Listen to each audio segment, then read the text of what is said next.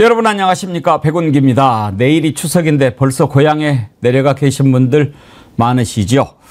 추석에 가족 친지 모였을 때 해서는 안 될 말들 다 아시죠? 결혼은 언제 하냐, 취직 어떻게 됐냐, 대학 갈 준비는 잘하고 있냐, 이런 이야기 절대 하면 안 됩니다. 내비두세요.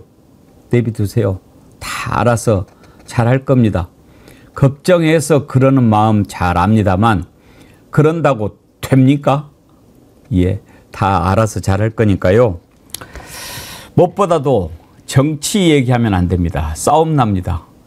정치 1번지에서 정치 얘기하지 마라 그러니까 좀 이상하긴 한데요. 이번 명절만큼이라도 그냥 정치 얘기하지 마시고 어떻게 하면 즐겁게 가족들과 잘 놀 수 있을까, 그런 덕담만 주고받으시기 바랍니다.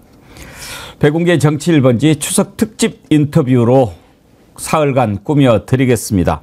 오늘 첫 번째로 앞에서 말씀드린 그런 것에 대해서 한번 생각을 해보고 싶어서 황희두 노무현 재단 이사 만나서 인터뷰를 한번 해보도록 하겠습니다. 백운기의 정치 1번지 추석 특집 인터뷰 출발합니다.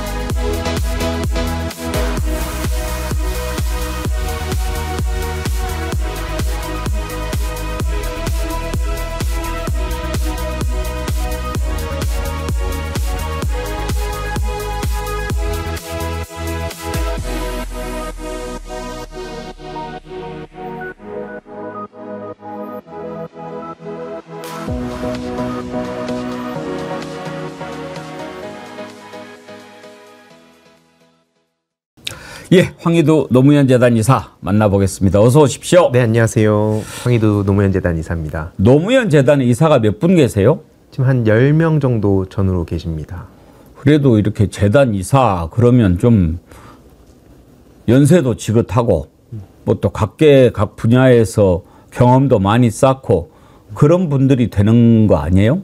주로 그동안은 참여정부 출신 분들이 많이 계셨는데 이제 유시민 전 이사장 시절에 그 유시민 이사장님하고 최민희 의원님이 재단도 좀 젊어져야 되고 또 미래 세대도 중요하니까 뭐 어쩌다 보니까 또 그 저를 추천을 해주셨다고 들었습니다. 어떻게 들어가시게 됐어요, 그러면? 그 갑자기 연락이 와가지고 네. 제가 원래 노무현 리더십 학교라고 있거든요. 예. 그 3기 수료생인데 그리고 나서 뭐 정치권 활동, 뭐 민주당에서 활동하다가 어느 날 갑자기 연락이 와서 뭐 갑자기 처음에 딱 그 제안을 듣고 굉장히 무거웠죠. 너무 버거운 역할이기도 하고. 근데 제가 개인적으로 온라인 영역에 관심이 많아서 이건 한번 내가 그러면 가서 좀 해볼 일이 있겠다 싶어서 들어오게 됐습니다. 노무현 리더십 학교는 어떤 학교예요?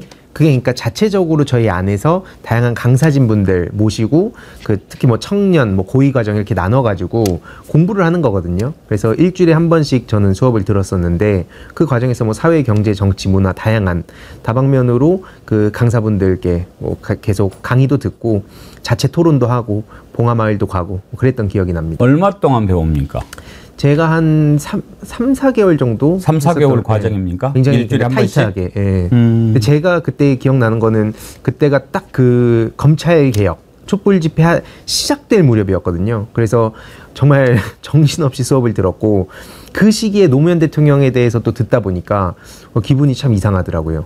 특히 제가 첫 OT를 봉하마을로 갔는데 아직도 기억나는 게 그날이 정경심 교수님 그 기소된 날이었어요. 조국 장관 청문회 끝나고 딱 12시 넘어서 자려고 하는데 그때 갑자기 기소를 한 거예요, 검찰에서 정경심 교수님을. 그래서 잠이 안 와가지고 제가 새벽에 방송을 켰었는데 그때 몇천 분이 계셨고 그 아침에 해 뜰 때까지 안 나가시더라고요. 왜냐면 그 너무 마음이 무겁고 화가 나니까. 그래서 제가 OT를 밤새고 가고 그리고 봉하마을에 간 거죠. 딱 그 검찰 개혁의 어떤 여러 의미가 담긴 곳이잖아요. 그래서 그때 뭔가 각오도 다지고 참 많은 생각이 들었고 끝까지 싸워야겠다 결심을 또 하게 된 계기이기도 합니다. 3기라고요? 네. 맨 처음에 시작한 게 언제였습니까? 그게? 제가 노무현 리더십 학교가? 그게 한 정확한 날짜는 제가 기억이 안 나는데 연도가 아마 저 한 18년 뭐 19년 그쯤 아닐까 싶습니다. 지금도 그러면 이어지고 있습니까? 네, 지금 뭐 고위 과정도 하고 이제 또 새로운 기수도 또 추진할 것 같습니다. 그때 그러면 노무현 리더십 학교 그 3기 과정에 네. 몇 명이나 있었어요? 원래 시작할 때는 한 50명 전후로 아마 있었던 것 같은데 점점 뭐 각자 일정도 있고 또 그 과정에 과제도 매주 해야 돼가지고 거기서 또 탈락한 분도 있고 그래서 지금은 수료할 때 제 기억에 한 30-40명 전후 되지 않았나 기억합니다. 거기에서 우리 황희도 이사님이 좀 눈에 띄었나 보다. 뭐 제가 근데 또 그 과정을 아까 말씀드렸듯이 그 집회에 막 촬영도 나가고 했었을 때라서 정말 성실하게 했다고는 말씀 못 드리는데 아무튼 그런 여러 가지 활동들을 종합적으로 보시고 그렇게 또 추천해 주신 게 아닌가 싶습니다. 어떻게 지원하게 됐습니까? 노무현 리더십 학교는 제가 그 원래 지난번에 제가 또 그 출연을 했을 때 이명박 정부에 대한 말씀을 잠깐 드렸었잖아요. 그때 그 분노를 가지고 그러니까 역사를 알아가면서 분노하는 마음으로 뭘 좀 공부를 해야겠다 하고 쭉 타고 가다 보니까 이제 노무현 정부가 나오고 그래서 그 참여정부에 대해서 이것저것 공부를 하는데 개인적으로 궁금해지는 게 더 많은 거예요. 책이나 영상으로 접할 수 있는 게 한계가 있어서 실제로 그 과정을 거쳤던 분들한테 또 이야기를 들어보고 싶다 해서 인터넷 서칭하다가 또 마침 또 지인들도 알려주기도 하고 그래서 직접 듣게 됐습니다.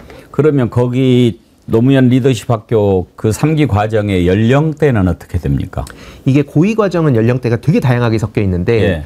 그 청년 과정 같은 경우에는 좀 장학금 지원처럼 무료로 저희가 들을 수 있어서 여기는 좀 청년들 위주로 돼 있습니다. 한 20대부터 한 40대 초반 정도까지. 그때는 그러면 20대였나요? 제가 그때가 19년도였으니까 예. 그때 아직 20대 후반 때입니다. 지금 91년생이라고 그러셨잖아요. 네, 91년생이랑 친구입니다.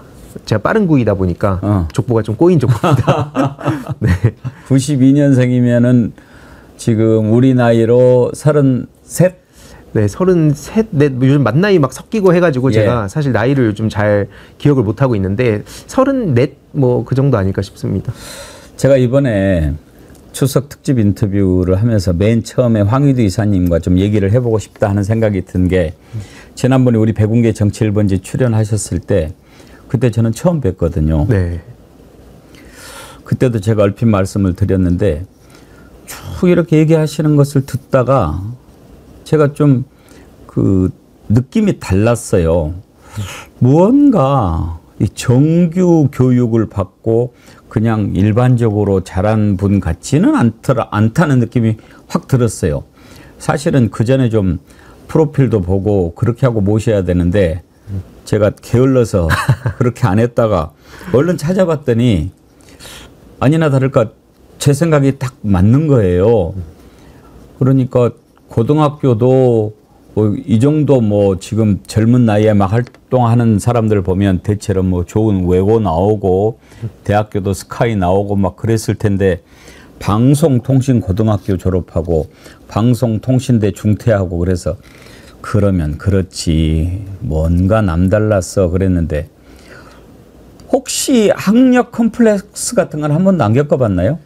그러니까 아예 신경을 안 썼다고 하면 그건 거짓말일 것 같고요. 그냥 계속 언뜻 특히 정치판에서는 워낙 학력을 기준으로 사람들을 평가하니까 처음에는 저도 이거 학력 그러니까 공부를 해서 학력을 채워야 되는 생각을 했었는데 이게 사실 그 프로필 한 줄을 위한 학력하고 진짜 내가 원하는 궁금한 그 분야의 공부를 하는 건 다르잖아요. 그래서 저는 이제 후자가 중요하다 생각해서 그래서 뭐 학력에 대해서는 굳이 뭐 내가 원래 그 길을 걸어왔던 것도 아니고 또 제가 자신 있어 하는 분야는 또 이 정규 과정에서는 딱히 없는 것 같아서 그래서 그냥 제가 관심 있어 하는 뭐 인문학 철학 뭐 아니면 정치사회 쪽으로 해서 공부하면서 그냥 그런 쪽으로 계속 활동을 하다 보니까 자연스럽게 그냥 그 신경을 잘 안 쓰게 되더라고요.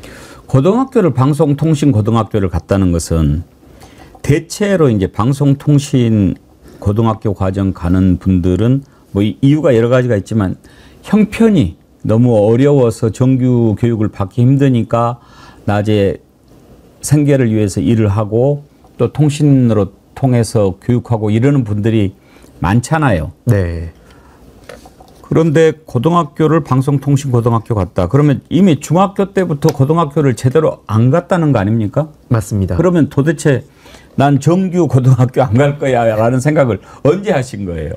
제가 중학생 때 프로게이머라는 직업에 처음 관심을 갖게 됐거든요. 중학교 때? 네. 그때 리얼스토리 프로게이머라는 예능을 보면서 그때 당시에 제가 합숙을 하고 싶었어요. 그걸 딱 보는데 왜냐면 그때 제 그 옛날에 논스톱 같은 그런 방송을 보면서 나도 합숙하고 싶다 생각하는데 마침 딱 그 예능을 보고 이게 내 그 가야 할 방향이다. 그래서 합숙도 하고 게임도 하고 돈도 번다.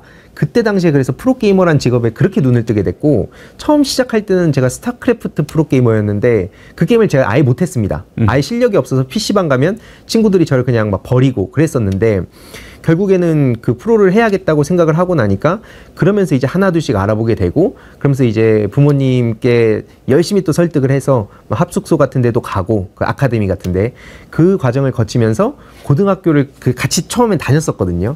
근데 도저히 이게 일상생활이 불가능하다 보니까 학교는 그만둬야겠다. 라고 고등학교 2학년 때 마음을 먹었습니다. 2학년까지 다니다가 네. 그만두셨군요. 네. 고등학교는 어디에서 다녔어요? 서울? 제가 이촌동 쪽에 그때 집이 있어서 그 중경고등학교라고 거기에 좀 다니다가 그때 당시에 학교를 한 2학년 한두 달 정도 다니다가 이건 아니다. 왜냐면은 보통 하루 일과가 프로게이머들이 계속 밥 먹고 게임하고 오거든요. 새벽에 막 해 뜰 때 연습실에서 마치고 들어와요. 그러면 다른 동료들은 자러 가는데 저는 그때 교복을 입고 학교를 오니까 이게 도저히 체력부터 시작해서 제대로 연습도 못 하겠더라고요. 그래서 고민 끝에 부모님 설득시켜드리고 그 다음에 학교를 그만두겠다 했는데 갑자기 선생님이 저를 그 학기채 들고 패력을 해서 왜 내 자유의지 그때 자유의지에 대해서 딱 처음 눈을 뜨게 됐습니다. 내가 미래에 꿈이 있어서 그 과정을 밟기 위한 자퇴를 하겠다는데 왜 선생님이 나한테 뭐라 그러지? 그럼 선생님의 역할은 뭐지?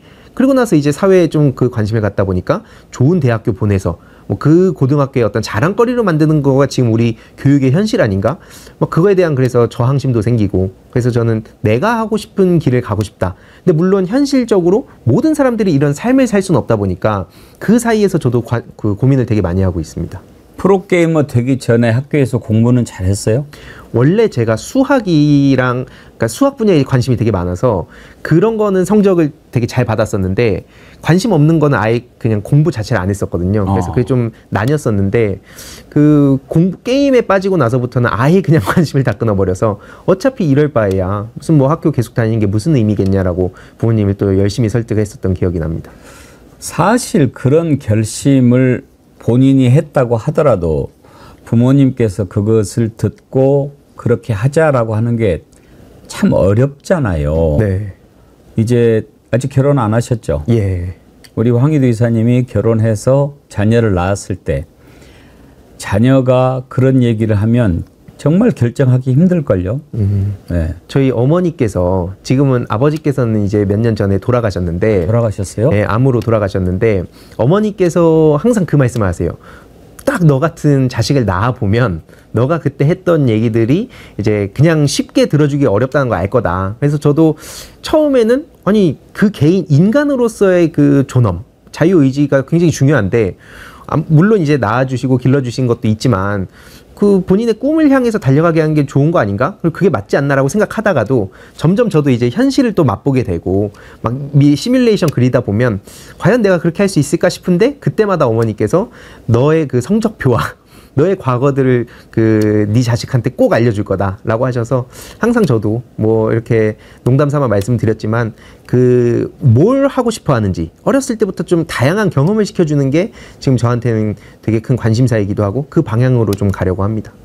선친이 수필가셨더라고요. 예전에 금융권에서 좀 이렇게 활동을 하시다가 예. 뭐 수필도 하시고 정치 문제에도 관심 가지시고 뭐 그러셨습니다.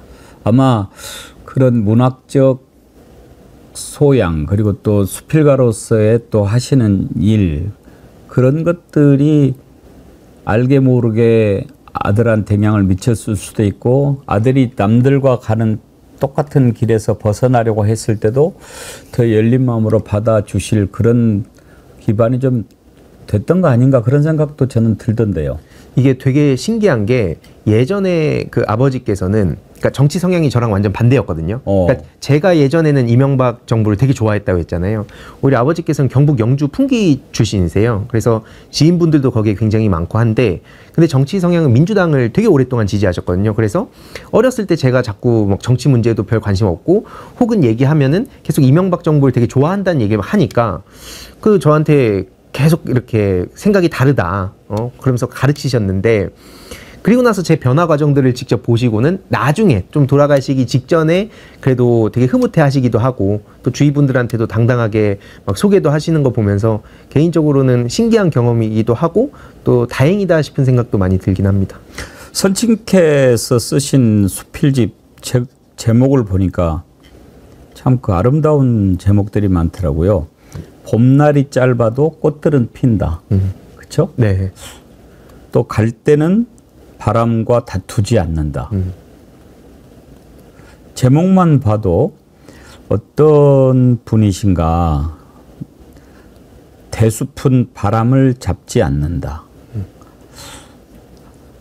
어렸을 때 이렇게 아버지께서 글 쓰시는 모습 옆에서 보시고 그랬나요? 그 실제로 그 컴퓨터로 계속 뭘 적고 계시더라고요. 그래서 어렸을 때 저는 아버지랑도 사이가 많이 그렇게 좋지는 않았던 게, 계속 말을 걸면 뭐에 집중하고 계시니까 그 흐름이 끊기게 되면은 탁 튀어나오는 그 반응이 굉장히 무서웠고, 그러다 보니까 아버지와 어릴 적엔 친해지지 못했었는데, 실제로 그래서 아버지가 책을 읽으라고 저한테 주셔도 아버지 책도 안 읽었었거든요. 왜냐면 저 어렸을 때만 해도 텍스트는 죽은 거다, 약간 이상한 그 철학 같은 게 있었어요. 왜냐면 이미 지금 나와 있는 글자들은 어차피 그 세상이 변해가고 이미 옛날 것이기 때문에 내가 안 본다라고 스스로 정당화를 했었는데, 나중에 이제 여러 경험을 통해서 책이 왜 중요한가를 알게 되고, 그리고 아버지 글을 읽게 된 그런 되게 좀 희한한 경험도 있습니다. 근데 그럴 때마다 어쨌든 아버지께서 나중에라도 제가 이제 정신을 차리고 나니까 계속 말도 걸시고, 또 주위 분들한테도 계속 좋은 분들 소개도 많이 시켜주시면서, 그게 저한테도 은연중에 영향을 받게 된 게 아닌가, 영향을 주게 된 게 아닌가, 그런 생각을 하고 있습니다. 어머니는 지금 연세가 어떻게 되세요? 65년생이셔서 이제 60세 되신 상황입니다. 어디 같이 살고 계시나요? 그 인근에 계십니다. 집으로 막 고소고발장이 자꾸 날라와서 제가 막 따로 나오게 되더라고요. 어머니가 볼 때마다 충격을 받으셔가지고, 아, 이거 내 주소 같이 있으면 되게 곤란하다, 막 그런 생각이. 어머니는 자주 찾아뵙습니까? 굉장히, 특히 아버지 돌아가신 이후에 아버지께서 딱 뭐 여러 가지 뭐 하시고 싶은 말씀이 있으셨을 텐데 딱 한 말씀 하시더라고요. 어머니한테 잘해라. 내가 그동안 너무 못했다, 바쁘다는 이유로. 그래서 저도 너무 바쁘게 지내고는 있지만, 뭐 오늘 또 이제 추석 시즌이기도 하잖아요. 가족, 그다음에 친척, 이 관계가 되게 중요하구나, 그런 생각을 요즘 많이 하고 있습니다. 형제간은 어떻게 되세요? 여동생 한 명 있습니다. 프로게이머를 하셨잖아요. 네. 지금도 프로게이머입니까? 그 은퇴한 지가 되게 오래됐습니다. 은퇴. 예. 참 지금 나이에 은퇴. 네. 근데 프로게이머는 그러면 어떻게 되는 거예요? 뭐 그것도 여러 과정들이 있는데, 짧게만 말씀드리면 준 프로게이머를 따는 과정이 있습니다. 그게 매달 있었던 대회였는데, 거기에 나가서 준 프로 자격을 획득하면 이후에 이제 분기별로 그 프로를 뽑는, 각 팀에서 감독들이 뽑아가는 그런 코스가 있고, 그게 아니면은 그 감독이 괜찮아 보이는 선수가 있다, 그러면은 그 선수는 꽁프로라고도 불렀는데 그냥 프로 자격을 부여해 주기도 하고, 보통은 큰 틀에서는 이런 식으로 프로가 됐습니다. 프로게이머가 되면 먹고는 살아요? 저희 때만 하더라도 뭐 스타 안에서도 1세대, 2세대, 3세대가 나뉘는데, 처음에 딱 그 임요한 선배 세대 때는 본인의 사비까지 써가면서 팀을 유지하려고 정말 열심히 노력하고, 그래서 막 스폰 끌어오고 했었고, 저희 때는 그때보단 나아졌지만 여전히 그 양극화가 되게 심했습니다. 그러니까 보통 언론을 통해서 알려지는 유명 S급 선수들의 연봉은 억대다, 이렇게 알려지면 마치 프로들이 돈을 엄청 번다 생각했는데, 막상 저 밑에 있는 연습생 2군들은 뭐 한 달에 25만 원 받는 팀도 있었고, 뭐 50만 원 받는, 그 정도가 이제 대세였고, 지금 그리고 나서 리그 오브 레전드라는 그 새로운 게임이 나오고, 그 글로벌적으로 인기를 끌면서 지금은 뭐 그 최저선도 연봉 몇 천만 원은 된다, 그렇게 알고 있고, 탑 클래스 선수들 같은 경우에 몇십억씩 받습니다. 아, 그렇습니까? 네. 제일로 많이 벌었을 때는 얼마나 벌었어요? 저는 제가 굉장히 빨리 은퇴를 했던 경우라서 제가 실제로 프로 시절에 돈을 번 건 없었습니다. 그러면은 혹시 아이고 이거 내가 좀 선택을 잘못했나 이렇게 후회한 적은 없었습니까? 제가 선택에 대한 후회는 없는데, 그 과정에 대한 후회가 좀 있습니다. 뭐냐면은 그때 당시에 막상 프로팀에 들어가고 나니까 그리고 나서 공허해지더라고요. 그러니까 밖에서 볼 때 프로게이머는 아까도 말씀드렸듯이 뭔가 멋있어 보이고 뭔가 나도 계속 승승장구할 것 같았는데 어느 순간 그 1년 365일 계속 갇혀서 게임을 한다는 그런 압박감도 많았고, 특히 그 중고등학교 때 우리가 그 중간고사, 기말고사 보면 성적표를 받잖아요.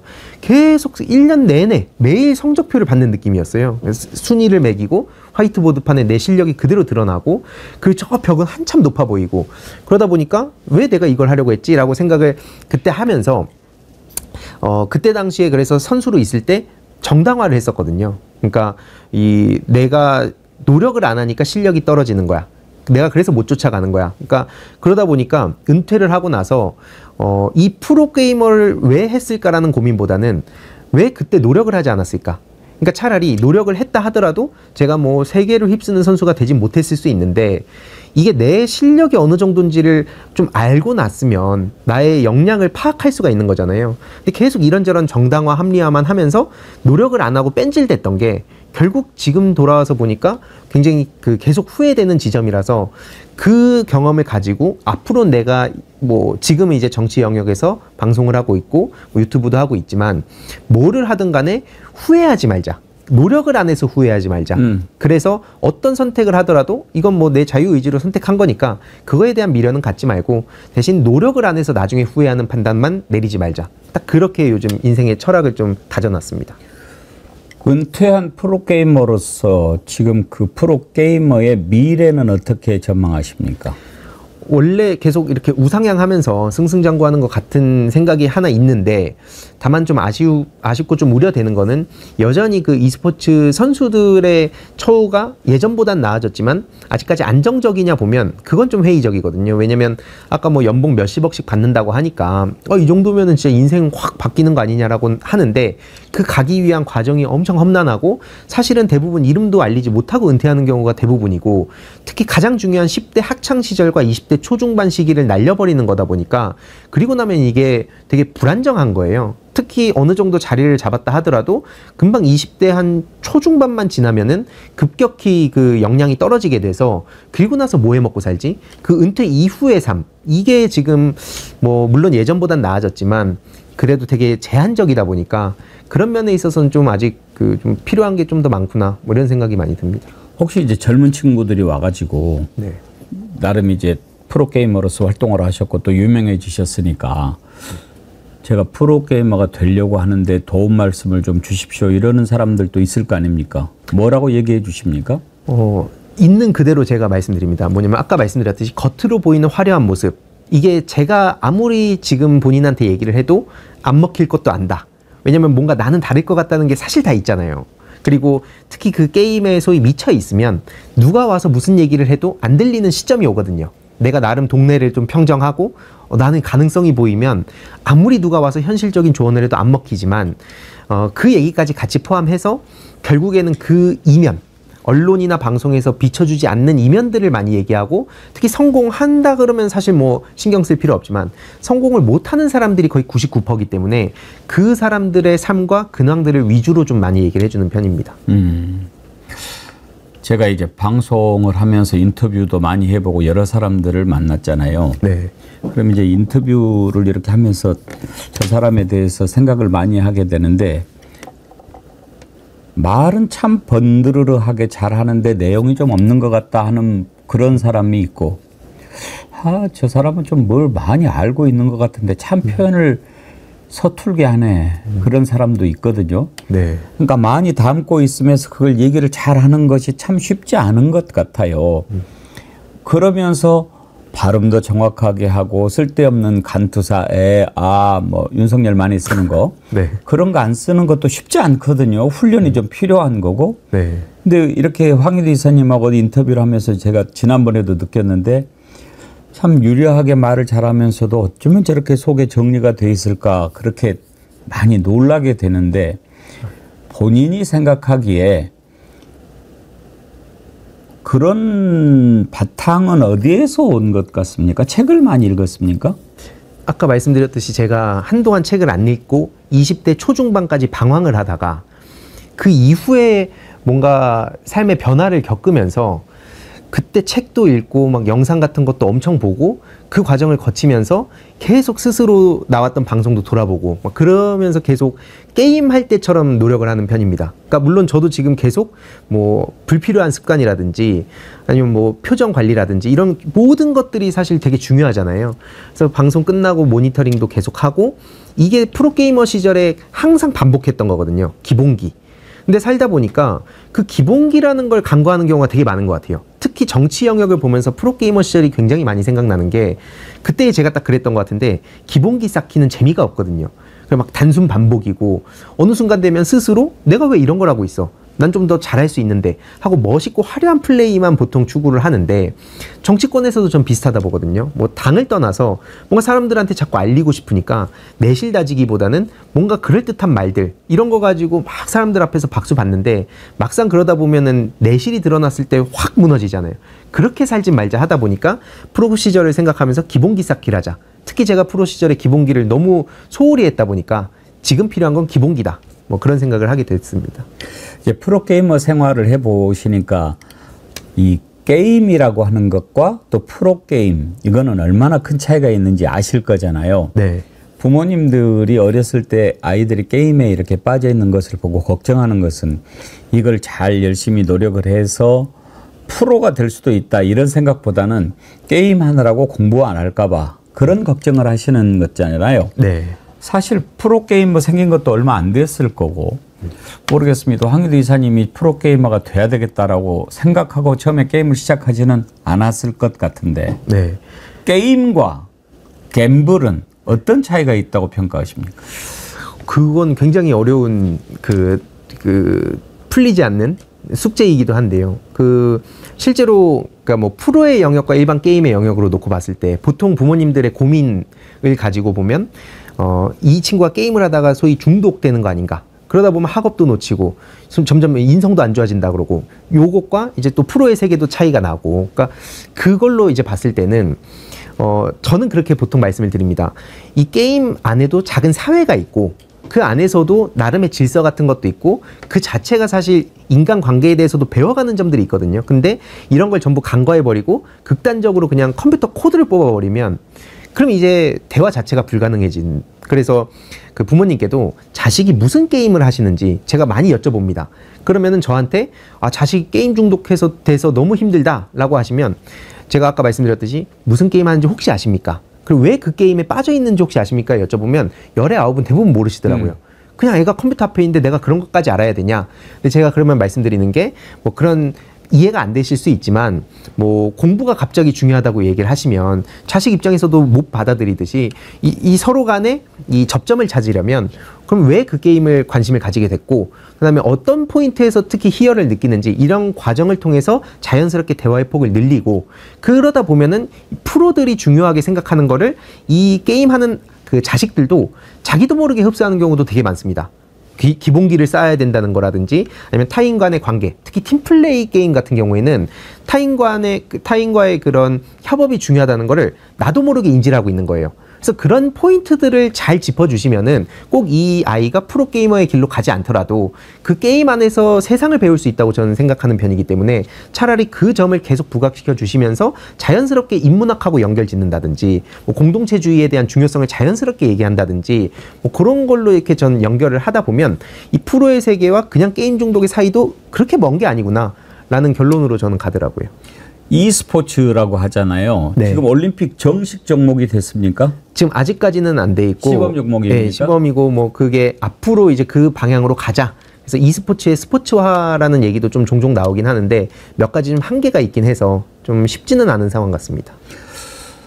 사실 이제 바둑 같은 경우는 워낙 일찍 시작해서 바둑도 사실은 처음에는 오락이었을 거 아닙니까? 그러다가 이제 인구도 늘어나고 그 자체가 갖고 있는 오묘한 수도 많이 있고 이게 그러다 보니까 하나의 참 지금은 완전히 인정받는 그것도 널리 보면 e스포츠라고 해야 될까요? 저는 비슷한 영역이라 봅니다. 예. 특히 멘탈도 굉장히 중요하고 예. 소위 수싸움 예. 거기서 나오는 짜릿함이 전 특히 비슷하다고 보거든요. 그런 점에서 보면 이제 지금 제가 그쪽을 잘 몰라서 그러는데 스타크래프트도 지금 합니까? 그거는 이제 정식 종목에서는 사라진. 요즘 학생들 사이에선 그래서 저를 할아버지라고 하더라고요. 고인물, 약간 민속놀이라고도 불리는데 옛날 윷놀이처럼 그만큼 시간이 빨리 가는구나 그런 생각을 합니다. 요즘에는 뭐를 해요? 주로 제목이? 뭐 리그 오브 레전드라는 게임이 예. 지금 주류고 뭐 배틀그라운드라든지 뭐 LOL 그 네네. 리그 오브 레전드가 게임 이름인가요? 네, 맞습니다. 저는 리그 이름인 줄 알았어요. 그 리그가 지금 이제 주류가 돼 있고, 예. 그리고 다른 게임들도 뭐 계속해서 뭐 철권이라든지 뭐 다양한 게임들이 있는 상황입니다. 예. 근데 이제 그것도 원래 이 갬블과 또 스포츠의 그걸 그 구분 짓는 가장 큰 기준은 저는 우연성의 차이라고 보거든요. 너무 우연으로 많이 치우치면 그거는 어떤 그 스포츠나 뭐 그런 쪽으로 가기는 어렵고, 그런데 이제 분명히 방금 이야기하신 것처럼 멘탈 또 피지컬도 중요하죠. 네. 지금 은퇴한 이유가 몸이 안 따라줘서 하는 것도 있지 않나요? 그런 분들이 대부분입니다. 예. 저 같은 경우에는 아까 말씀드린 이유였지만 대부분은 그 머리로 내가 생각한 그 구상이 원래 실제로 손이랑 거의 실시간으로 따라야 되는 거거든요. 왜냐면 정말 거짓말이 아니라 0.1초 차이로 결과가 완전히 달라집니다. 근데 그런 전투가 거의 무한 반복되는 거거든요. 그래서 그게 전쟁이라고 큰 틀에서 보면 전쟁의 승리를 위해서 여러 판짜기도 하고 실시간 마이크로한 컨트롤 싸움도 하고 하는 건데, 근데 이게 내 머리로는 여기로 갔어야 되는데 이게 0.1초라도 느려지면 완전히 결과가 달라지기 때문에 이거는 몸이 안 따른다. 특히 손목 부상, 허리 디스크, 목 디스크가 거의 기본적으로 깔려 있다 보니까 자연스럽게 어쩔 수 없이 은퇴하는 경우도 되게 많습니다. 집중을 또 계속 해야 될 거고. 네. 예. 지금 우리 주변에 그런 형태로 발전하고 있는 것들이 몇 개가 있죠. 지금 다음 LA 올림픽이죠. 네. 거기에는 포커 게임도 지금 시범 종목으로 채택이 됐다고 해요. 그 정도로 지금 홀덤, 텍사스 홀덤이라고 부르는 그 포커 게임도 우리나라의 차민수 씨가 지금 뭐 유명한 분이지만 요즘에 보면 이세돌 구단도 지금 그쪽에서 활동을 하고 있고, 유명한 개그맨 장동민 씨도 활동하고 있고, 꽤 많이들 진출해서 하는 거 보면 이제는 뭐 옛날에는 막 백안시하고 그런 걸 왜 하냐라고 했던 게 막 스포츠로 이렇게 가는 거를 보면 많이 뭔가가 달라지고 있다, 그런 생각은 들어요. 네, 저도 완전 공감하는 게 특히 프로게이머 쪽에 있다가 그 영역으로 간 유명한 선수 중에 대표적으로 임유한, 홍진호 이런 선수가 있잖아요. 그래서 그분들이 또 대중친화적이고 그 약간 아이돌처럼 생각하던 그런 팬들이 지금 이제 20대, 30대, 40대가 되고 사회의 주류로 가면서 특히 이게 따라온다고 생각을 하거든요. 그래서 저는 항상 정치권에 얘기하는 게 옛날의 인식, 옛날에 바라보던 소위 학부모 위주의 인식으로 계속 이 게임을 그냥 한 줌 취급하고 그냥 되게 우습게 알고 그러면은 점점 이 시대의 변화에 도태되게 된다. 그런 얘기를 좀 자주 하고 있습니다. 세상이 이렇게 바뀌는데 그 세상을 이끌고 가는 사람들은 그런 변화를 읽지 못하고 옛날 기준으로 생각하니까 못 따라가는 것 아닌가, 그런 생각을 가끔 저도 하거든요. 그러면 그렇다고 해서 젊은 사람이 그 이끌어가는 그 리더 집단에 포함이 되면 바꿀 수 있을까? 저는 그것도 딱 그렇다라는 대답은 언뜻 하기 힘들 것 같기도 해요. 네, 그게 딱 어떻게 보면은 제 유튜브 시작과 이런 활동을 한 줄로 딱 지금 말씀해 주신 것 같아요. 뭐냐면 저는 항상 가교의 역할을 얘기하거든요. 제 유튜브를 하는 이유도 한 줄로 말씀드리면 맥락을 연결하는 거다. 뭐 지난번에도 말씀드리긴 했지만 워낙 다양하고 복잡한 소식들이 쏟아지는데 그 사이에서 우리가 어떤 정보를 어떤 방식으로 취득할 것인가, 이게 사실 대부분 바쁜 일상을 살아가는 분들한테는 어려운 일이기 때문에 제 시각에서 이제 제가 바라본 이 중요한 이슈들을 연결하면서 맥락을 이어가면서 전달하겠다라는 걸로 하는 것이고, 또 오프라인 활동 같은 경우에도 국회 내부가 있고 국회 바깥이 있는데 요걸 연결하는 거, 그 다음에 이제 세대 간에서도 보면 주로 민주당 핵심 지지층이 4050이고 그다음에 요즘 1020, 30이 또 새롭게 다양한 새로운 시각을 가지고 있는데 여기서는 이게 맞다, 너네들 다 꼰대 아니냐 이렇게 가버리고 또 이 기존 기성세대 분들이 요즘 어린 것들이 뭘 알아 라고 가버리면 아예 대화 자체가 불가능해지다 보니까 그리고 사실 어떤 것도 진리는 없다고 저는 생각해서 요 사이에 연결하는 역할을 하자. 그래서 굳이 따지면은 어떤 번역하는 이 각각의 세대의 그 관심사를 언어적으로 이렇게 좀 연결을 해서 뭐 비유도 하고 그러다 보면은 조금이나마 이 완충지대 역할을 하지 않을까? 그래서 저는 여러모로 그런 가교의 역할이라는 게 지금 저의 정체성을 딱 대변하는 것 같습니다. 문득 얘기를 하다가 오늘의 황희도를 만드는데 가장 큰 영향을 주었던 분은 누굴까 궁금해졌는데요.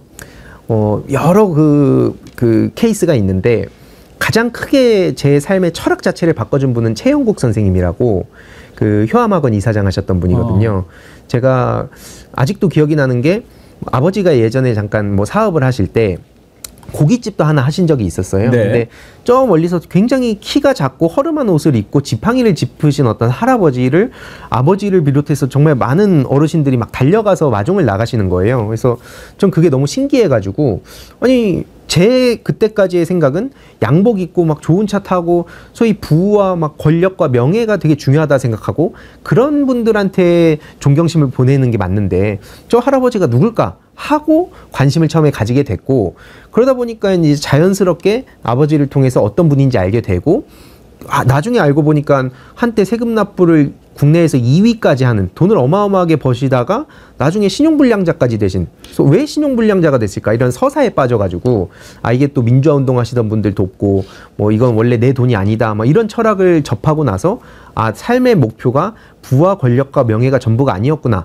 라면서 그때 서서히 제 세계관이 무너지기 시작했고 그러면서 변화를 겪게 돼서 여러 뭐 멘토들도 있고 존경하는 분들도 계시지만 가장 크게 제 인생을 바꿔준 분은 최영국 선생님인 것 같습니다. 직접 만나보신 적도 있으세요? 네, 그 아버지 덕분에 이제 알게 됐고 예. 그 이후에는 제가 막 양산도 자주 찾아뵙고 했었거든요.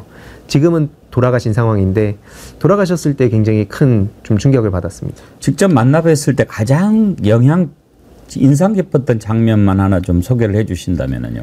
여러 개가 있지만 제 인생에도 큰 영향 준 게 정말 돌아가시기 직전까지도 저한테 말을 안 놓으시는 거예요. 뭐 이게 뭐가 대수냐라고 생각하시는 분도 계시겠지만 저한테는 소위 사회에 나가보면 툭 하면 그냥 나이 어리니까 만만해 보이니까 그냥 반말하고 뭐 그 자체를 뭐 사람마다 취향 차이라고 볼 수는 있지만 왜 말씀을 안 놓으시는지를 여쭤보니까 그게 결국엔 다른 인간에 대한 그 존중으로 연결이 되더라고요. 뭐 나이, 뭐 학벌, 뭐 부 이런 걸 다 떠나서 상대방을 한 인간으로서 존중을 해주셨고 그러다 보니까 그거에 영감을 받아서 저도 뭐 처음 보는 분들이든 아니면 오래 알아온 좀 나이가 저보다 어린 뭐 친구들이라도 저도 절대로 그냥 말을 먼저 놓는다든지 뭐 함부로 대한다든지 그런 삶은 살면 안 되겠다라고 다짐을 하게 된 계기이기도 합니다. 그래서 그게 저한테는 가장 큰 인상으로 남아 있습니다. 최영국 선생님 얘기를 하시니까 제가 정말 쿵 했어요. 저는 사실 최영국 선생님이 어떤 분이신지 잘 몰랐는데 제가 이제 우연히 책을 읽다가 만나게 된 분이거든요. 김주환 씨라는 그쪽의 지역 기자신데 네. 풍우나 최현국이라는 글을 쓴 게 있어서 제가 그걸 우연히 보게 됐어요. 제가 그거를 보면서 정말 놀란 게 아니 이런 분이 세상에 계셨다니 그러면서 그 최영국 선생님의 삶을 한번 다시 들여다보게 됐고 제가 이제 김주환 이 글을 쓰신 김주환이라고 하는 분을 보고 제가 많이 부끄러웠어요. 지역의 기자인데 그 기자로서 자기가 어떤 일을 해야 될지를 누구보다도 잘 알고 계신 분이고 이런 일에 천착하고 그러는 모습을 보면서 기자랍시고 이렇게 막 돌아다녔던 제가 막 부끄러워지고 그랬거든요. 그러면서 이 김주환 선생이 쓴 다른 책도 이렇게 찾아서 보게 되고 그랬는데 참 그 최현국 선생을 멘토로 만날 수 있었다는 거는 정말 우리 황희도 이사님한테 큰 행운인 것 같습니다. 정말 저도 이런 분 한번 가까이서 만나뵙고 또 사숙할 수 있었다면 얼마나 좋았을까 그런 생각했었거든요. 그러니까 저도 이게 단순히 개인적 경험으로 넘기기에는 저 인생 자체를 완전히 바꿔주신 분이다 보니까 약간 그런 믿음을 갖게 된 것 같아요. 지금 아무리 대화가 안 된다고 생각하는 사람이라도 과거에 제가 그랬거든요.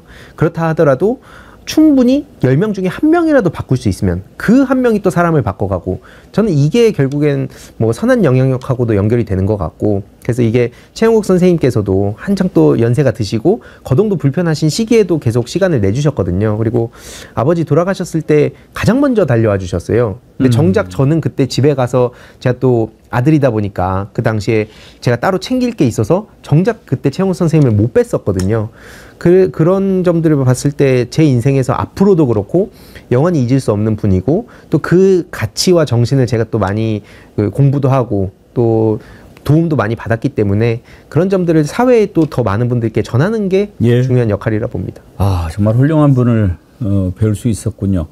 지금 만약에 이제 앞으로 내가 걸어가는 길에 어떤 사표를 삼고 싶다 하는 분이 있습니까? 정치권에서로 놓고 보면은 뭐 개인적으로는 유시민 작가님 영향도 많이 받는 편이고, 민주당에 합류를 할 때 이해찬 대표님 그 체제일 때 제가 들어가게 됐어요. 그래서 특히 퍼블릭 마인드를 굉장히 강조하셨는데, 또 좋은 우연한 계기로 이해찬 회고록 그 책 작업을 또 같이 하게 됐었거든요. 그래서 전반적인 그 과정들을 보면서 되게 전략적인 면이라든지 뭐 이런 뭐 정치권에서의 여러 가지 이 딜레마들을 어떤 식으로 해결해 가는지 이런 걸 좀 많이 배워서, 정치 영역에서는 주로 크게 영향을 받는 게 뭐 이해찬 대표님하고 지금 유시민 작가님이다. 근데 뭐 이런 얘기하면 보통 이제 뭐 전직 대통령이나 뭐 지금 이재명 대표님 얘기를 다들 하시길래 그런 거 일단 빼고 그냥 말씀을 드렸습니다. 유시민 작가님한테는 어떤 걸 배우고 싶던가요?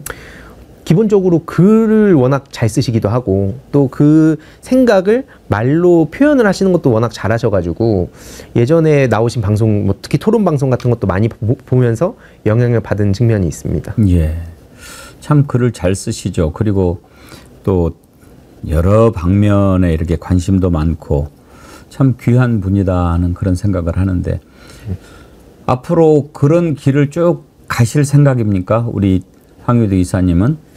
차마 제가 뭐 그렇게까지 할 수 있을까 하는 생각은 현실적으로는 갖고 있는데, 그런 방향성으로 봤을 때는 그런 다양한 다방면의 지식을 가지고 사회에 좀 더 도움이 되는 역할을 하고 싶다, 이런 생각은 많이 하고 있습니다. 지난번에도 한번 질문을 드렸던 것 같은데, 현실 정치를 해보고 싶다 하는 생각도 있으십니까? 그 생각은 여전히 없는 게, 뭐 몇몇 분들은 정치권에서는 그렇게 단정 지으면 안 된다라는 말씀도 하시고, 뭐 겸손하다라는 말씀도 하시는데, 이게 뭐 겸손이라든지 아니면 뭐 어떤 전략적 이유에서 말씀드리는 건 아니고요. 제 스스로 스타크래프트 이 게임적 세계관이랑 연결이 좀 돼 있습니다. 왜냐면 스타라는 것도 아까 말씀드렸듯이 매 순간의 전투, 그리고 그 과정을 통해서 서서히 야금야금 상대의 영토로 이제 내 그 진지를 넓혀가면서 전쟁을 승리로 이끈다라고 봤을 때, 결국 정치라는 영역도 비슷한 점이 많다 보거든요. 그 중에 저도 이제 한 그 부대에 속한 사람이라고 생각을 하고, 내가 어디에 서 있어야 될까를 봤을 때 현실 정치의 영역이란 정장터도 있지만, 결국 지금 민주주의 사회에서는 뭐 지금 윤석열 정부는 사실 그게 먹히지 않지만, 정상적인 민주주의 사회에서는 국민 여론이라는 게 굉장히 중요하잖아요. 그래서 그 국민 여론에 대해서 관심이 굉장히 많고, 특히 이명박 정부 때 심리전을 통해서 여론 조작도 하고, 지금도 그러한 비슷한 인물들이 막 사면을 받고 중요한 자리를 차지하는 걸 보면서 분명히 지금도 무언가를 하지 않을까. 그래서 요 영역에서 제가 관심을 가지고 결국 온라인 영역에 좀 대응 전략을 짜는 그런 전문가로서 활동을 많이 하고 싶습니다. 뭐 현실 정치를 그렇게 부정할 이유는 없지만, 네. 지금은 이제 그게 더 나한테 주어진 일 같다, 이렇게 생각하시는 거죠? 맞습니다. 예. 그 중에 하나로 정치 평론을 지금 하고 계시는 겁니까? 원래는 제가 정치 평론으로 이렇게까지 활동하게 될 줄 몰랐었거든요. 왜냐면 제 관심 분야는 여기 있고 이건 또 다른 사람들의 영역이다라고 생각을 했었는데, 어쩌다 보니까 이게 역할이 더 많아지고, 뭐 노무현재단 이사로서 이렇게 제가 활동을 하면 거기에 집중해야겠다 생각을 하다가도 지금 또 이렇게 심각한데, 어떻게 보면 이게 당장 시급한 게 무엇인가, 우선순위를 정리하고 막 하다 보면, 아, 지금은 요 전장에서 싸울 때다. 그래서 그때그때 저는 매 순간 전투에 임한다 생각을 하는 편입니다. 문득 이런 질문을 하나 던져보고 싶었는데요. 이건 뭐 테스트하려고 하는 건 아니고, 네. 지금 정치평론하고 있는 유튜브라든지 이런 플랫폼 채널이 넘쳐나지 않습니까? 네. 지금 이렇게 지형을 이렇게 보면서 뭐가 좀 문제인 것 같다라고 생각하십니까? 뭐 원래 처음에 제가 뛰어들 때는 이 민주개혁 진영의 목소리가 너무 적었거든요. 왜냐면은 그때 당시에 제가 본격적으로 유튜브를 시작하게 된 것도 탈쓰고 나와가지고 익명에 대해서 일베랑 똑같은 얘기를 막 뿌리는, 그리고 그게 주류가 된 거에 문제의식을 가진 게 19년도 초였습니다. 근데 그때와 지금의 양상은 좀 달라진 것 같은데, 지금의 현재적 고민은 뭐 그냥 예를 들어서 아주 센 얘기, 그러니까 이게 논리적으로 탄탄하게 센 얘기를 하는 거랑 그냥 냅다 센 얘기하는 건 다르잖아요. 근데 그냥 냅다 센 얘기를 하면 이게 마치 진리가 되고 가장 강한 사람이 되고, 요만큼에 미치지 못한 나머지는 전부 다 용기가 없는 사람처럼 취급받는 거, 이 문제를 어떻게 해소할까? 이거는 진영을 떠나서 생기는 문제 같거든요. 그래서 이런 문제를 어떻게 해소할 것인가가 지금 여러 고민 중에 가장 큰 고민이기도 합니다. 우리 정어리 TV는 언제 알게 되셨어요? 제가 뭐 그 몇 달 전에 처음에 알고리즘이 뜨기도 하고, 주위의 분들이 또 뭐 요즘 신인규 변호사랑도 같이 방송도 예. 하고, 뭐 그 외에도 민주당 정치인분들도 나오시고, 그래서 자연스럽게 또 추천을 하고 링크를 보내준 분도 있고, 이런 여러 가지 이유로 제가 알게 돼서, 딱 어느 시점에 알게 됐는지는 기억이 안 나지만 자연스럽게 이게 보게 되더라고요. 왜냐면 다 아는 분들이기도 하고, 또 여기서 어떤 얘기를 하는지 제가 또 배우기도 하고, 특히나 그런 질문을 하시는 게 굉장히 그 폭폭 찌르는 면들이 좀 있는 것 같아서 그러면서 빠지게 됐습니다. 지금 유튜브 환경 속에서 백운기의 정어리 TV는 어느 정도로 잘하고 있다고 보십니까? 제가 감히 뭐 평가를 할 수 있을 뭐 그럴 정도가 아닌 것 같다는 생각이 드는데, 고쳐야 될 게 있다면 어떤 거가 있는 것 같아요? 제가 감히 뭐 고쳐야 될 점을 뭐 말씀드리는 건 좀 어렵지 않을까 싶습니다. 왜냐하면 오히려 제가 진짜 그때 말씀드렸듯이 배워야겠다고 생각을 한 게, 실제로 단순히 그 영향력이라는 게 아까 말씀드린 그 기본기랑 전 연관을 지어서 보거든요. 이 뭐 예를 들어서 지금 누구라도 막 극단적인 얘기를 해가지고 뭐 실시간 뭐 접속자 수나 이 영향력을 유지할 수는 있지만, 그런 게 아니라 기본기가 있는 사람들의 그 유지되는 그 이 탄탄한 그 지지층은 그 다르다고 봅니다. 근데 이게 일시적으로 그 표면적으로 봤을 때는 뭐 다 비슷해 보이더라도, 뭐 어느 시점, 뭐 사람들이 막 예를 들어서 그 유튜브를 안 보는 시점, 이럴 때 전 진가가 드러난다 보거든요. 특히 딱 지금 이 시점이, 와, 왜 계속 우리가 무슨 얘기를 해도 변하지도 않는 것 같고 대화도 안 되는 것 같은데 하면서 그 유튜브 시청을 잘 안 하는 시기잖아요. 그럼에도 불구하고 지금 이마만큼의 그 영향력을 유지하시는 걸 보면서 제가 감히 뭐 이런 말씀을 드리는 것 자체가 좀 뭐 무모하다는 생각이 좀 듭니다. 난 진짜 얘기를 나누다가 우리 황 이사님 같은 분한테 한번 컨설팅을 받았으면 좋겠다는 생각이 문득 들어서 여쭤봤습니다. 지금 이렇게 물어보면 또 공짜니까. 제가 감히 컨설팅을 하기엔 제가 오히려 많이 배워야 되기 때문에 오히려 잘 부탁드립니다. 저는 지금 이제 윤석열 대통령에 대한 탄핵 요구가 국민들 사이에 아주 높지 않습니까? 심리적으로는 탄핵 상태에 접어들었다고 보는데, 단순히 윤석열 탄핵에 멈추지 않고 지금 민심의 흐름이 윤석열 탄핵과 함께 가는 내일이 사회 변혁에 대한 욕구라고 보고 있거든요. 그러니까 어떻게 이 나라가 지금까지 왔길래 저런 자가 나타나서 대통령이 되고, 지금까지 우리나라 대한민국의 시스템이 얼마나 엉망으로 굴러왔길래 저런 사람이 대통령이 돼도 아무 탈 없이 그냥 가고, 도대체 이 나라가 어떤 식으로 감시체계가 이루어졌길래 저렇게 마음대로 해먹어도 그냥 가게 됐는가 하는 성찰이 이제 국민들한테서 일어나고 있지 않습니까? 네. 그래서 이제 단순히 윤석열 탄핵에 머무르지 않고 분명히 윤석열 탄핵으로 가는 과정에 사회 변혁, 대한민국은 이제 이대로는 안 된다. 국회도 안 되고 언론도 안 되고 다 안 된다. 라고 하는 인식이 모두 모여지면서 확 터질 거라고 저는 전망하고 있거든요. 그게 윤석열 탄핵과 함께 이루어질지, 탄핵 이전에 나타날지, 탄핵 끝나고 갈지는 모르겠어요. 그건 봐야 되겠지만, 분명히 사회 변혁을 해야 된다라고 하는 국민들 욕구가 있는데, 그 과정에서 지금 이런 수많은 진보와 보수의 유튜브 채널 플랫폼이 거기에 어떤 영향력을 행사하고 기여를 하고 사람들을 모으는데 기능을 할 수 있을까? 저는 요즘 계속 그 생각을 하거든요. 황 이사님은 지금 유튜브 채널 플랫폼들이 일정한 기여를 할 수 있을 거라고 보십니까? 저는 그렇게 봅니다. 뭐 물론 부작용에 대해서도 없다고 할 수는 없지만 긍정적인 측면에 대해서 뭐 여러 가지가 있겠지만 딱 하나만 그냥 제 생각을 말씀드리면 저쪽에서 바라는 건 저는 학습된 무기력 아닐까 싶습니다. 그게 아까 뭐 맥락 연결하고도 좀 이어지는 얘기인데 맥락을 끊어버려서 어렵게 만든다든지 아니면은 니들이 떠들어봤자 세상은 변하지 않아. 어차피 너넨 개돼지야. 라는 식으로 하다 보면 뭐가 터져도 그래 우리가 어쩌겠어. 실제로 막 친일 사관을 가진 사람들이 하는 얘기도 승자적 관점에서 지금 이걸 던지는 거잖아요. 우리들이 무기력했고 우리들이 힘이 없었으니까 저 일제 강점기를 그냥 정당화해 버리는데 계속 그런 얘기를 퍼뜨리면서 지금 너네도 똑같아. 우리가 살아남기 위해선 미국에 붙고 일본에 붙는 거야.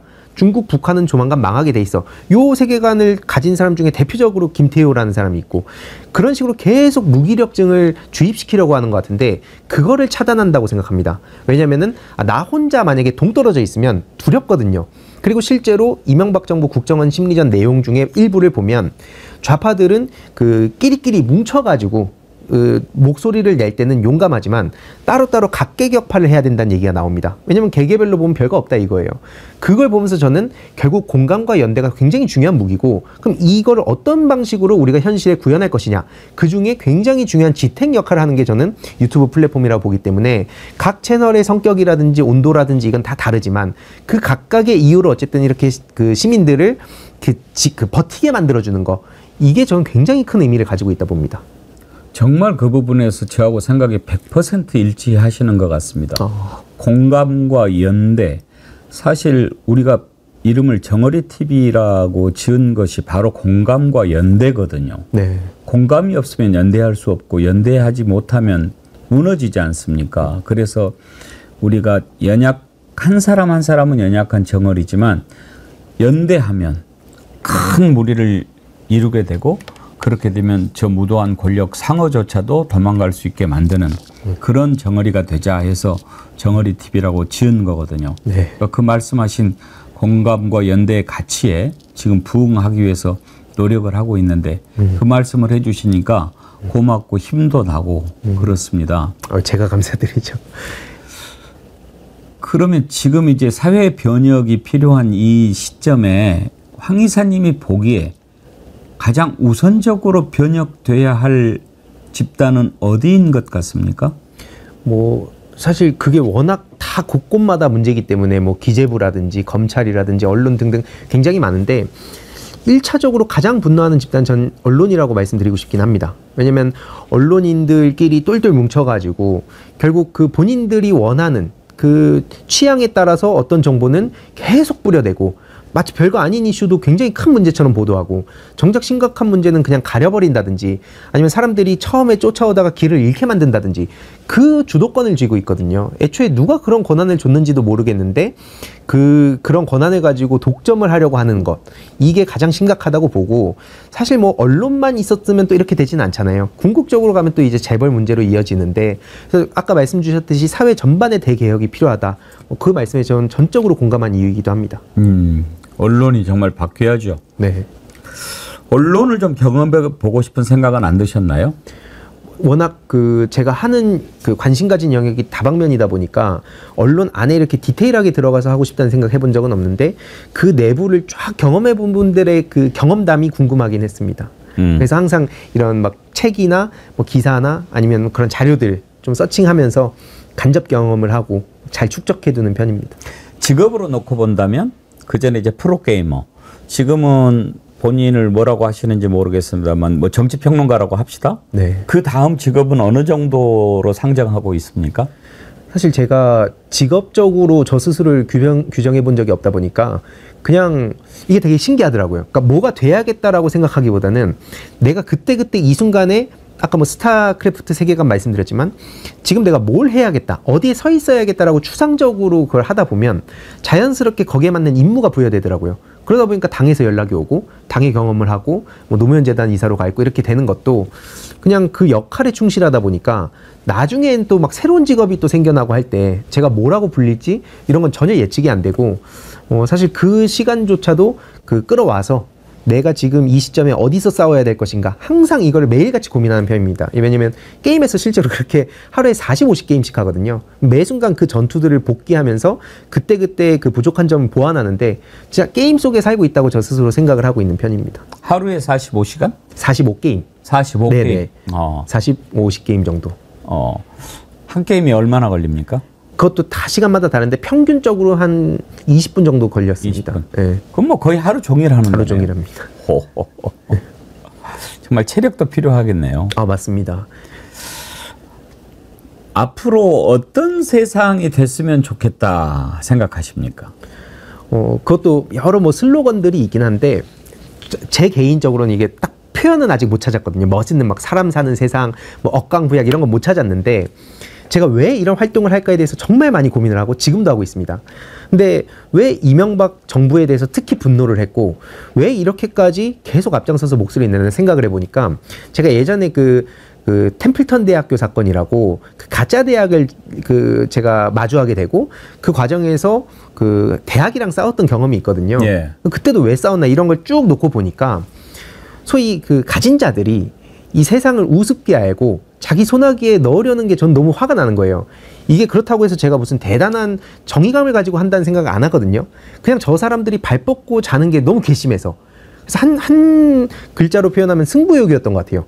이 승부욕이 왜 생겼나로 보면 가진 자들이 너무 세상 우습게 알고 어떤 짓을 저질러도 나는 빠져나간다는 그게 화가 나서 그 사람들이랑 싸우는 그 어떤 게임적 세계관이랑 연결돼서 승부욕으로 이어지고 그 사람들이랑 싸워서 그런 사람들이 줄어드는 아예 없어질 거라고 사실 생각하진 않거든요. 다만 요 시기에 제가 태어났고 지금 시기에는 어쨌든 요런 과제들이 있기 때문에 이런 문제들을 해결하는 게 가장 큰 관심사이기도 합니다. 그러면 그런 세상을 만들어 가는데 이사님은 개인적으로 어떻게 쓰였으면 좋겠습니까?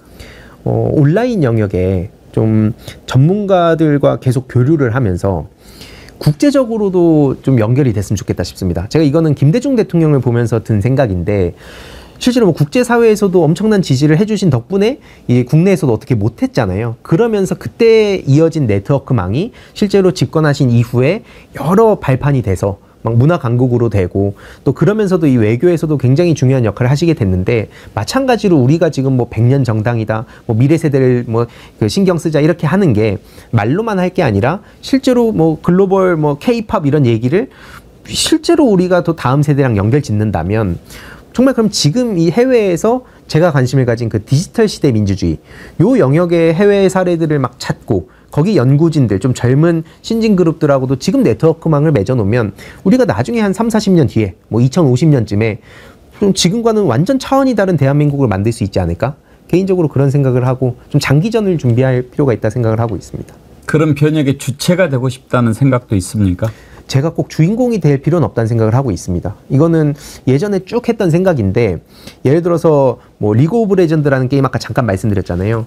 그 5대5 게임이거든요. 그러니까 이 5명의 각각의 역할이 있고 또 이 5명 선수뿐만 아니라 뒤에 코치 감독 그리고 수많은 팬들의 그 에너지 이게 다 모여서 하나의 작품이 된다고 저는 생각을 해요. 그래서 저도 이 정치든 뭐든 우리가 살아가면서 내가 꼭 무슨 주인공이 되고 내가 꼭 대통령이 돼야만 세상을 바꾼다고 생각하지 않고 실제로 이 한 시민으로서 제가 어딘가에 살아가더라도 이러한 가진 고민들 특히 아까 최영국 선생님한테 받은 영향들을 다른 누군가한테 한 명한테라도 뿌리면 그 자체가 저는 굉장히 큰 의미라 생각을 하고 있습니다.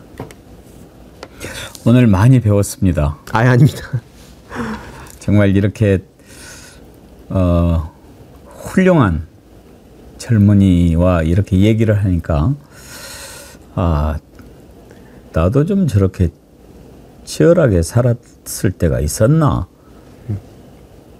바쁘게는 살았는데 치열하게 살았던 것 같지는 않고 저렇게 순간순간 내 자신을 정리하고 매듭짓고 성찰해가면서 살았던 것 같지가 않아서 참 오늘 많이 부럽고 내 자신을 돌아보게 되고 그런 시간이었습니다. 감사합니다. 제가 이걸 보시는 분들께도 좀 드리고 싶은 말씀이 또 추석이잖아요. 친척분들도 만나고 하면은 이제 먼저 막, 너를 위해서 하는 말인데 이렇게 얘기가 나올 텐데, 만약에 꼭 그런 얘기를 하시고 싶으시다면, 게임이든 뭐가 됐든, 이 되게 다양한 분야로 우리 이 관심사가 막 흩어져 있잖아요, 지금은.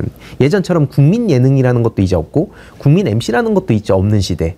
TV도 시청률도 예전보다 떨어지고, 정말 파편화된 시대를 우리가 살아가고 있기 때문에, 내가 딱 봤을 때 뭔가 낯설고, 왜 저런 걸 하지라고 혹시 생각을 하시더라도, 한 번쯤 물어보고, 이 사람이 가진 생각에 조금 한번 들어가 보는 게 이번 명절에 우리가 좀 가졌으면 좋겠다 싶은 생각이기도 합니다. 고맙습니다. 오늘 나를 대신해서 또 잘 매듭 말도 해주셨어요. 고맙습니다. 감사합니다. 여러분 보셨죠? 여러 말 하지 않고 마무리하려고 합니다. 지금 저하고 1시간 동안 인터뷰를 한 황희도 노무현 재단 이사,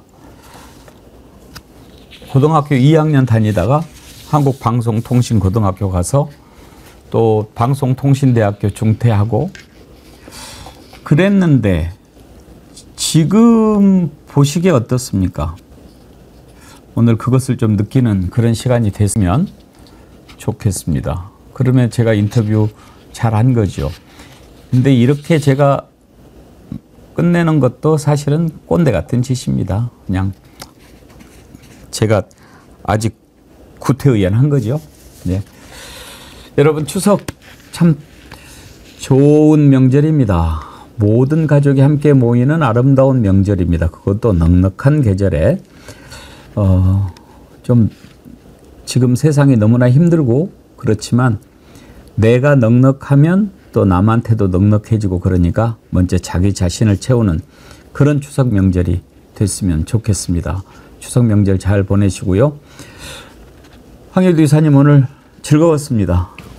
굉장히 근데 제가 그동안 놓치고 있었던 점들을 오늘 또 나와서 말씀 들으면서 생각할 수 있어서 저도 한번 또 돌아가서 이 오늘도 잘 정리해 놓고 굉장히 좋은 기억으로 남을 것 같습니다. 고맙습니다. 자주 뵀으면 좋겠네요. 감사합니다. 예. 함께 해주셔서 감사합니다. 백운기의 정치 1번지 추석 특집 인터뷰. 내일 추석날은 또 추석은 영화 아닙니까? 영화배우 이한희 씨와 함께 영화 이야기 좀 해보도록 하겠습니다. 내일 오전 11시에 다시 찾아뵙겠습니다. 감사합니다.